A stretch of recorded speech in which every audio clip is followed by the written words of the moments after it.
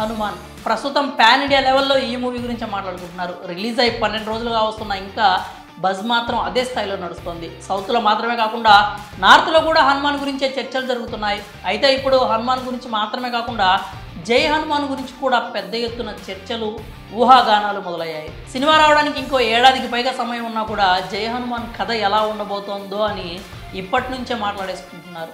హనుమాన్ సినిమాలో కేవలం 2 చిరంజీవుల గురించి మాత్రమే చూపించారు. కానీ జై హనుమాన్లో మాత్రం మిగిలిన చిరంజీవులు కూడా వచ్చే అవకాశం లేకపోలేదు. పురాణాలు, ఇతిహాసాలను బట్టి చూస్తే మొత్తం 7 చిరంజీవులు ఉన్నారు. అయితే హనుమాన్ సినిమాకి సంబంధించి స్క్రీన్ మీద కేవలం 2 చిరంజీవులను మాత్రమే చూపించారు. హనుమాన్ మూవీలో మీకు విభీషణుడు, హనుమంతుడిని చూపించారు. ఆ ఇద్దరిని స్క్రీన్ మీద చూసినందుకే ప్రేక్షకులు పూనకాలతో ఊగిపోతున్నారు. కానీ జై హనుమాన్ మాత్రం అంతకు మించి ఉంటుందని ఇప్పటికే ప్రశాంత్ వర్మ చెప్పుకొచ్చాడు.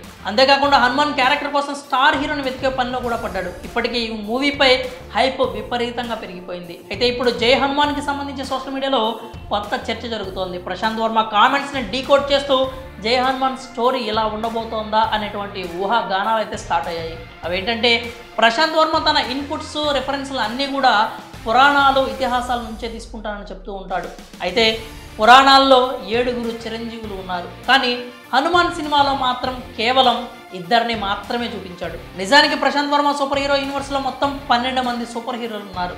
అందులో హనుమంతుడు ఒకడు. ఇప్పుడు ఇవే జై హనుమాన్ మీద హైప్ని పెంచేస్తున్నాయి. ఖచ్చితంగా కథపరంగా జై హనుమాన్ నెక్స్ట్ లెవెల్లో ఉండబోతోంది. అయితే ఆ పార్ట్లో మిగిలిన చిరంజీవుల్లో కనీసం 1-2 చూపించే ఛాన్స్ ఉందని చెప్తున్నారు. హనుమంతుడు విభీషణుడితో కలిసి వాళ్ళు కూడా రాక్షసులపై పోరాడే ఛాన్స్ ఉంది. హనుమాన్ సినిమాలో అందుకు తగిన స్కోప్ను చూపించారు. మిగిలిన 5 చిరంజీవులు పరశురాముడు, అశ్వత్థాముడు, బలిచక్రవర్తి, కృపాచార్యుడు, వేదవ్యాసుడు ఉన్నారు. హనుమాన్ సినిమాలో విభీషణుడితో ఒక డైలాగ్ చెప్పించారు.